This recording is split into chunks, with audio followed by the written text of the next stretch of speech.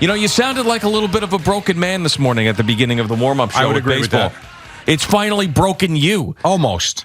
Well, almost. 3/4 of the way? Yeah. Broken would be, I don't give a damn and I'm not watching anymore. I'm not there. You did utter the words, baseball sucks, Jerry. I heard that. Made me smile. Because this was the old blank tease. Yeah. That's what this was yesterday. Yeah. And you figured when they were going to come together on the competitive balance tax, which they ultimately did, that we were good to go. And when the two sides broke up and wanted to talk to their sides, you figure we're going to get some approvals. Yep. And then out of left field comes this nonsense. I'm sure it's not nonsensical to international players, but in the grand scheme of what's going on in this world, the fact that they finally agreed on a lot, and now this is what's going to hold us up. Eat a blank. Come on. What have we got? What are you doing? Eat one with ketchup. My God. Yeah, I know. Listen, I've been with you, or I've been saying this now for the last couple of weeks. I'm glad that you have come over to this particular side on it. And let me tell you, the baseball insiders that are covering this, baseball insiders in general, are the worst at their jobs out of every one of these sports insiders. They get everything wrong. And I can tell you how many of these things they have gotten wrong over the years. How about Bob Nightingale when he goes, Brad Hand and the Mets have a deal? Oh, sorry, they don't have a deal. My bad. Yeah, my bad. John Heyman, I feel good about this. No. And they'll tweet something out about, oh, they agreed on this and they didn't agree on this, and a player will come out and go, lies. You're wrong. They're so wrong about everything. I know. And every one of these guys was telling us how it was going to be. A deal was going to happen yesterday. They talked into the middle of the night. I've got a good feeling about it. Then they come back, and then the whole thing falls apart again. So I'm not ever listening to those guys, these baseball insiders, ever again. No, you're almost to the point. Do me a favor. Don't tweet out anything anymore until a deal is done. I would agree. Because what's the point? Like, we don't, as fans, and as much as you've read about it, and as much as this international draft thing, I've read 4 different articles on it. I still don't understand it in terms of why it's so bad for the international players and why guys like Max Scherzer would give a damn, to be quite honest. Guys, I said to Al, go make your $40 million, win some games, and strike some people out. Yeah. You've got what you wanted for the younger players. Now we're worried about, I don't know. Do you think that this has beaten down? You're right. Yes. Yeah. And you are someone who absolutely loves baseball. You spend money on taking your boys to games. You watch every single night. I mean, you are a baseball lover. Major League Baseball lover and the sport. You coach the sport. You coach your boys. You absolutely love the thing. And that's why I think you being this annoyed about it is more important than someone like me who is this annoyed about it. Because I've been annoyed about baseball for a number of years, and this just sort of compounds those feelings. For someone like you, I mean, you're now turning the corner. Well, I mean, you took a cautious approach there for a while, but then yesterday, I think you turned the corner to F these guys. I still believe. Sadly, I've got the Usler effect here. We're, always optimistic. I do believe that they will play in April. But I think yesterday the problem was whether it was the reporting, whether it was the fact that they spoke until 2:45 in the morning and left on good terms. Remember when it broke up the last time, we said, there's no way they're going to work this late into the night. Yeah, some things kind of fell apart, but they really put a lot of time in. They're going to come back tomorrow. They're going to iron this thing out, and it went the wrong way. Okay, fine. In this case, they only stopped because it was 3:00 in the morning. Sure. They were getting delirious. Let's go back, talk to our sides, and then we'll reconvene. And I honestly didn't see any way that there wasn't going to be a deal. And then, like I say, for this thing to come out of right field, like, what? Yeah. Like, what's the next obstacle that they're going to have? Oh, it's always something. I mean, I never even heard or thought or international draft. And then Max Scherzer tweeted out that we were never even proposed the international draft. They just put it in there. It wasn't even something we had a discussion about, and then we had to sift through it and everything else. I don't know who to believe. What's sort of funny to me, though, is Steve Cohen comes in, wants to make a splash, does so in this offseason in a big way by giving Max Scherzer $40 million a year. And now the two of them are fighting tooth and nail on both different sides of this whole situation. Amazing, isn't it? I mean, it really is amazing. And then Steve Cohen yesterday, all right, do you think he's lying about this? So he likes this tweet where, and I can tell you the exact tweet, it was basically someone saying that the owners are never going to agree to a deal that the players, or a proposal that the players put out there. They want to have this thing on their own terms. Is essentially, as I'm paraphrasing the tweet, that he liked. Now, Steve A. Cohen is I guess Stephen A. Cohen. I can't even find the damn thing, but whatever. So that's paraphrasing the tweet. So people are like, oh, look at this. Steve Cohen, who's a part of the owners, is saying that they're never going to accept a proposal from the Players Association. So then Joel Sherman reaches out to Steve Cohen and asks him about it. And he tweets out, Joel Sherman, that Steve Cohen's response was, it was totally unintentional, me liking that tweet. I don't even know how to retweet. You believe that? No, I don't believe that. Neither do I. Now, my question would be, is he the one that's doing it, though?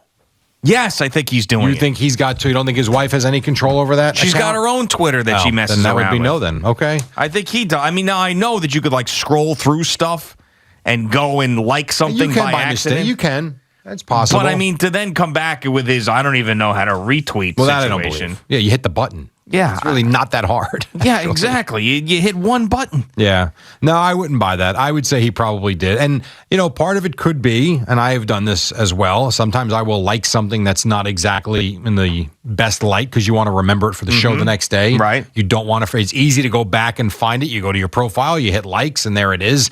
So it doesn't mean it's an endorsement of the tweet, but I would say in most cases it probably is. I don't know if this is or not. Yeah, I mean, he ended up unliking the tweet. It's now gone. So at least someone taught him how to do that. All right. I mean, there's no way. That was definitely a passive-aggressive situation. Perhaps. The biggest problem, whether it's the players, the owners, the game is so unbalanced financially that I really, and you can kill Rob Manfred all you want, and I am not going to get in your way. Go for it. But I do think, in one sense, his job is incredibly difficult in terms of who is he working for? He's working for the owners who amongst themselves can't agree on anything. You've got the bottom 4 or 5 teams don't want to spend any money and want to collect money from the top 4 or 5 teams that want to win and spend money. You got teams in the middle that their foot's kind of in, kind of out. Oh, maybe I get some money too. You never know. And it's like, what is the game? Is the game really, if you look at it now, we have 30 baseball teams. That's right. Now, in the NFL, you've got 32 football teams, and I am not saying all 32 are capable of winning a Super Bowl. I'm not saying that. But there's a hell of a lot more football teams that when a season starts have a chance than you have in baseball. It's just the money is so out of whack. And so my point is, if you're Rob Manfred, are you trying to satisfy the lower rung, the higher teams, the guys in the middle? Like, it's just got to be the whole thing. That's why you know what this negotiation should be in the new CBA? Make it for 50 years. Right, it's going to be 5 years. That's the other part of this. People don't talk about this. It's a 5-year deal that they're working on, so this whole thing is going to happen again. If you look at some of these other leagues, I've been trying to compare these things. I don't want to take a side because I don't like either side. But the Major League Baseball players, compared to some of the other sports, now the NBA is different because the NBA's got a 50-50 split.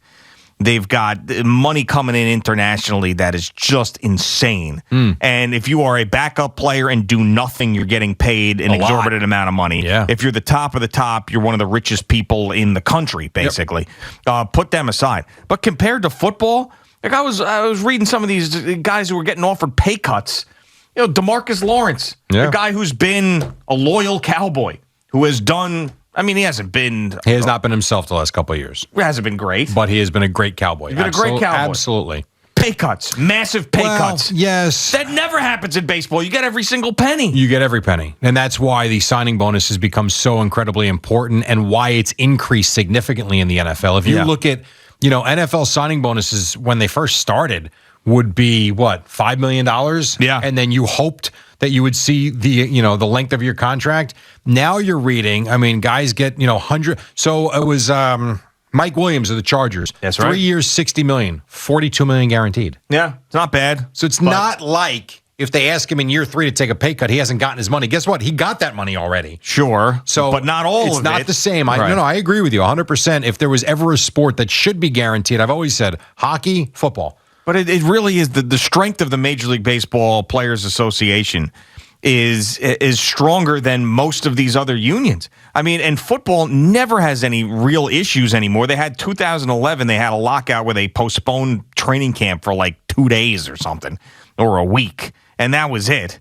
But they never really have any big issues. You would think that if there was a league that really, or a Players Association that really wanted to step up and change some things, it would be the NFL. Yeah. So then why don't they? Because they had terrible leadership for a very, very long time. And I think that all those years of Gene Upshaw being the guy who was a yes man for the union set them back for years and years and years. That's why I think. And then all the little victories that they've had over the years with DeMaurice Smith felt bigger because they were in such a bad place all those years with Gene Upshaw is my only guess. But in this case, it seems like, I don't know, we're not in the negotiations. It seems like Max Scherzer has the biggest voice right now. Yeah, Would you not agree with that? Yeah, it does. It seems like that. So yeah. if you told me Aaron Rodgers stood tall and said, you know what, guys, we ain't playing under these circumstances, why wouldn't that hold the same weight? Well, let's not give him any ideas here, Jerry. I'm not trying to, but to your point, no, of course, I think it's got to start with the players. And, they're the ones that have to tell the guys that are in charge, the attorneys that are doing the negotiation, this is what we're doing. And until it's done, we're not budging. And they don't do that in football for whatever reason. No, I mean, Boomer did it. He laid down in front of a bus or whatever back in the day, but that's when they were really not making anything. But it's different now. You really don't see it. And the think about the money. You want to talk about splitting revenues and what the owners are getting. I heard you guys talking about the Apple TV rights, and it made me think. I was like, man, is it $55 million a year for 2 baseball games to stream on Apple TV? Seems like a lot to me. That's what I said. So I came in and I looked up. I was like, I wonder what Amazon is paying the NFL to broadcast Thursday Night Football exclusively a year. The answer to that, $1 billion. Yeah. $1 billion compared to $55 million is nothing. So, even though $55 million is like, man, that's a lot of money, $55 million a year. Compared to other pro sports, it's not. I mean, it's like couch cushion change. It's not quite the same. Yeah, not even close. But in a dying sport, as I say, they still had no problem committing to almost $400 million. No, they did. Yeah, I know. Which is also I can't for over 7 years or whatever it is. I can't figure it out either. I don't. And Apple TV is not Amazon. No, they're not, but Apple is Apple. I mean, you know Apple what I'm saying? It comes from the same bucket, does it not? I suppose. I mean, Amazon's got how many subscribers? Amazon Prime or Amazon Well, Prime Amazon TV? Prime, because I think that's what it's going to be. I think if you're a Prime subscriber, you're going to get these games. Yeah. They must have... Just Google it. My God, it's got to be in the tens of millions of subscribers, no? Amazon Prime?